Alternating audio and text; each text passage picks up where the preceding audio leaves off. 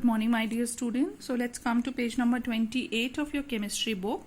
So the next topic that we have is effect of heat on matter. Matter means, I want to revise it. Matter, anything that has mass and occupies space, and whatever you can see around you is matter. So now the next topic is, what is the effect of heat?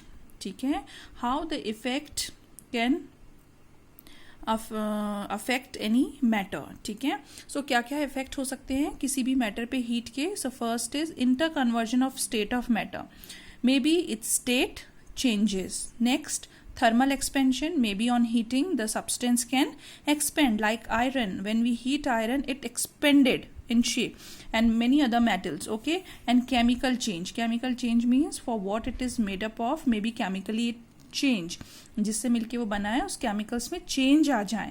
तो कैसे कैसे ये होगा देखिए. Inter conversion of state of matter, तो ये तो आपने अपनी डे टू डे लाइफ में हमेशा देखा होगा that how heat can convert one state of matter into another. See, as we have a ice cube, when we take it out from the freezer, after some time the ice cube converted into ice, because when we heat ice it is changes into water, and when we heat this water again, the water is changes into steam.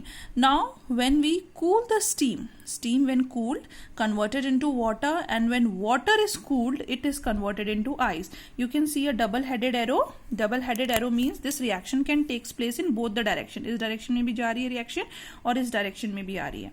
Ice when heated converted into water when heated can converted into steam when cooled can convert it into liquid when cooled can convert into ice. So that is the effect of heat on any state of matter.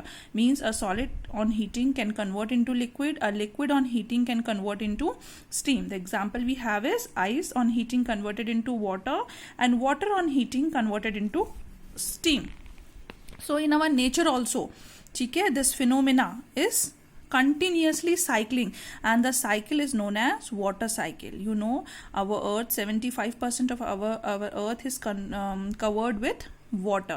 When due to sun rays, when there is a strong sunlight, due to the sun rays the water on the water bodies get evaporated. वो heat होता है धीरे धीरे और evaporate हो जाता है. ठीक है, this water heat because and converted into steam. So steam being lighter goes up into the air and goes into the above atmosphere. On above atmosphere again the water is cooled down, precipitate, and comes again in the form of water in the form of rain, again comes into the atmosphere. So this is known as water cycle, means the cycle in which the water is rotating in our atmosphere.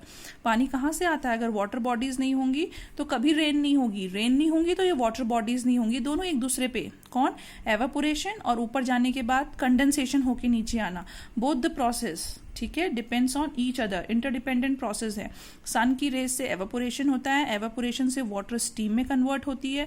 Steam क्योंकि ऊपर जाती है हल्की होती है, ऊपर जाने के बाद वो ठंडी होने लगती है और क्लाउड्स के फॉर्म में बन जाती है. जब क्लाउड्स इतना हैवी हो जाता है that it can not hold any more of its water, so it precipitates and come down again in the form of water, and the water again goes into the same area from which it get evaporated earlier.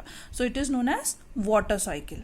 ठीक है, so therefore we can define interconversion of state of matter. Interconversion of state of matter क्या है?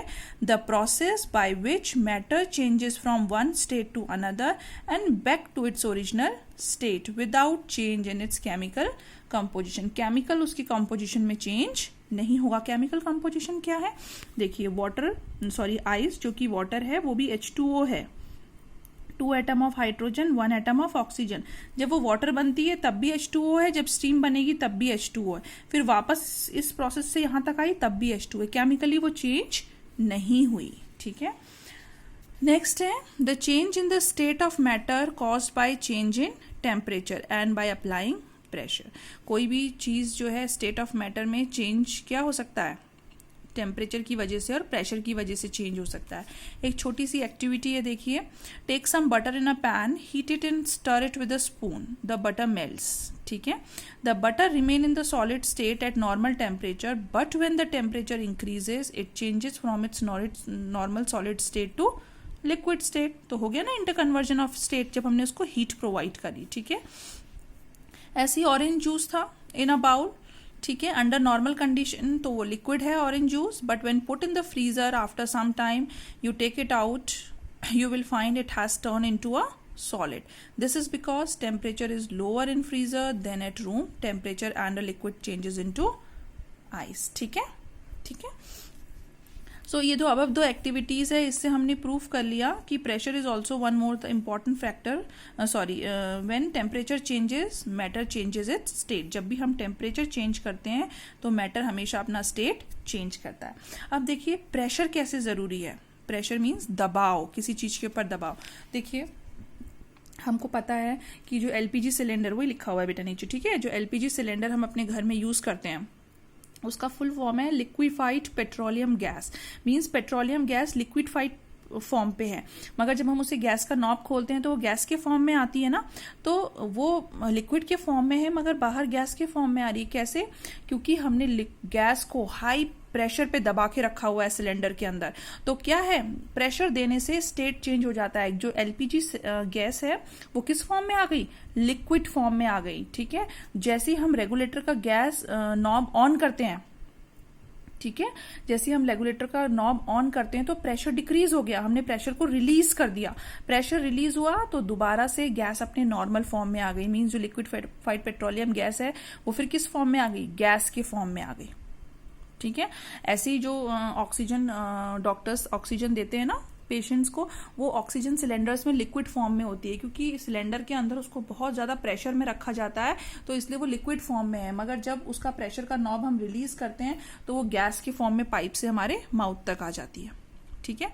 So even the hardest rock under the earth crust melt at a very high temperature and pressure. आपने देखा हो जो volcano इरेप्ट होते हैं ना, तो लावा निकलता है बाहर, तो मॉल्टन रॉक है हमारे धरती के बहुत नीचे, जहाँ बहुत गर्मी है और एयर नहीं है और बहुत ज़्यादा ऊपर से जमीन का, धरती का, ह्यूमन बींग्स का बहुत ज़्यादा प्रेशर है, तो रॉक्स भी, पत्थर भी किस फॉर्म में आ जाते हैं? मॉल्टन फॉर्म में। वो अंदर मॉल्टन फॉर्म में ही रहते हैं, गर्मी के फॉर्म में। मगर जब उसके ऊपर प्रेशर इतना ज़्यादा बढ़ जाता है कि अब वो ज़्यादा प्रेशर अंदर संभाल के नहीं रख सकता है, तो कहीं से भी क्या हो जाता है? फट के वॉल्केनो इरेप्ट हो जाते हैं ना कहीं कहीं, तो वॉल्केनो इरेप्शन के फॉर्म में बाहर आ जाता है। ऐसी सिलेंडर है गैस सिलेंडर, अगर उसमें ज़्यादा प्रेशर होगा, ठीक है, तो वो क्या हो जाता है? कभी कभी ब्लास्ट हो जाता है। आपने सुने हैं ना इंसिडेंट्स, ठीक है।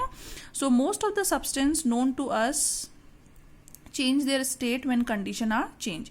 हमेशा मोस्ट ऑफ द थिंग्स में तो क्या होता है, कोई भी सॉलिड चेंज होता है लिक्विड में और लिक्विड चेंज होता है गैस में, जब टेम्परेचर इंक्रीज किया जाए या फिर डिक्रीज किया जाए या कुछ भी किया जाए, ठीक है। तो सॉलिड हीट देने पे लिक्विड, लिक्विड हीट देने पे गैस बनता है, और ऐसे ही इंटर कन्वर्जन होता है, ठीक है। So this will do later on.